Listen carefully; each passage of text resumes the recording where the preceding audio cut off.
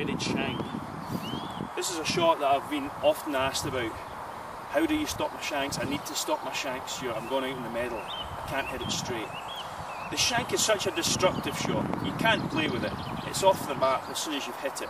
But it also erodes your confidence. Once you've hit 2 or 3, you're so scared of using an iron or perhaps even a wedge ever again in the round.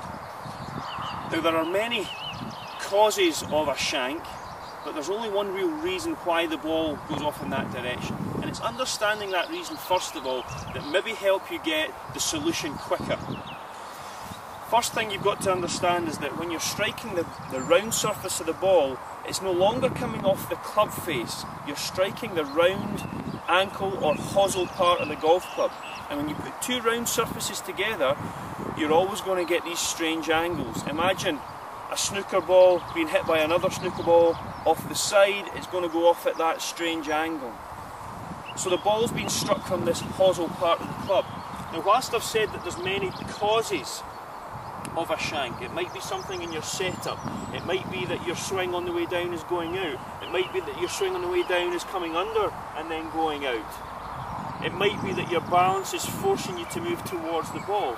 But the key thing to remember, the only reason you shank the ball is that your swing, i.e. your arms and your club, are closer to the ball at impact than they were at address. So the arms and club go out, pushing the hosel of the club towards the ball, and you strike that round edge. So here's a very quick and simple drill to get you back into a groove that's going to at least hit it to the target. It might not necessarily hit it spot on, it might not necessarily hit it the perfect direction, but it won't be that destructive shot off to the right.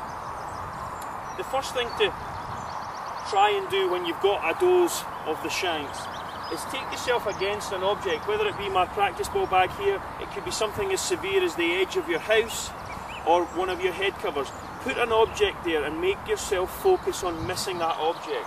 So I'm putting the nose or the toe of the club against that object, take my normal setup, and if my first swing comes out and hits it, I know that there's something going on to cause that shank.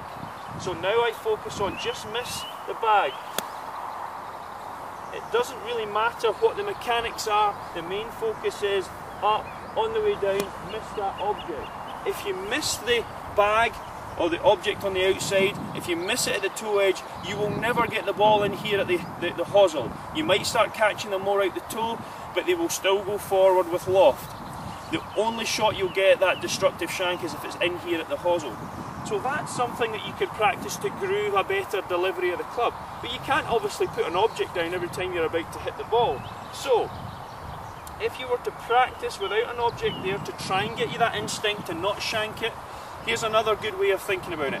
Just going to take a little T-peg. I'm going to place that T-peg just on the inside edge of the ball with a little bit of daylight between the ball and the T-peg. When you set up, the ball will be somewhere in the centre of the club face. The T-peg will be somewhere off the hosel. Your job is just to make sure you make contact with the T-peg. Again, if you hit the T-peg with any part of the club, the ball will be struck off the loft. It'll go forward. It might not go necessarily the right distance, but it will not be that shank shot. So again, line up, focus a little bit more on the T-peg on the inside of the ball, and just make your best efforts to hit the ball and the T-peg at the same time, and you get that nice solid strike. Now again, you can't put a T-peg down when you're out on the golf course. You could practice a swing, again just using an object like a little bit of tee, or perhaps even a little bit of loose grass or divot, and again imagine that the tee is on the hosel of the club, and just try and make a swing that brings your arms into your body, your club under your chest, and you strike through that object off the club face. If you hit it, you're not going to hit the hosel of the golf club. But one of the big things I see people trying to cure their shanks with is that they know they hit it off this part of the club, so their instinct is to line the ball out this part of the club, as far away from the hosel. Now, you would think that common sense would say, well, that's the sensible thing to do, you're moving the object away from the problem. But generally, most people will line the ball out the centre of the face and hit it out the hosel. So their swing is moving towards the ball. By putting the ball out the toe, we want to hit it out the middle. So to hit out the middle, we have to make our swing move towards the ball to hit out the middle. So you're actually encouraging the thing that's caused you to shank it in the first place. It's just meaning that now and again you'll get away with it. What I would like to see you doing is move the ball to where you don't want to hit it. Put the ball more here in the neck or hosel part of the club, because you know now that you need to move your swing away from the ball to hit it out the centre of the club face. So put it out the hosel, make your swing and encourage your swing to pull towards your body and hit it more out the centre of the club face. Again, you can try that with a ball. Actually line the ball out that shank of the club, take your normal setup and really force yourself to bring your arms and club away from the ball.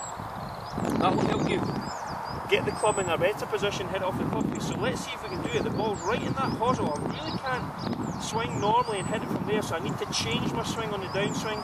So we go up, we shallow, and we hit it out the club face. That's something you need to practice at the driving range. But it just gives you a way out. If you go onto the golf course and you start shanking it, you know that there's a remedy, a very quick remedy. If it continues, the best thing to do is come and we'll diagnose exactly the part that's causing you to shank. But that's a very quick drill, give it a try and I'm sure you'll start to get a lot of confidence back.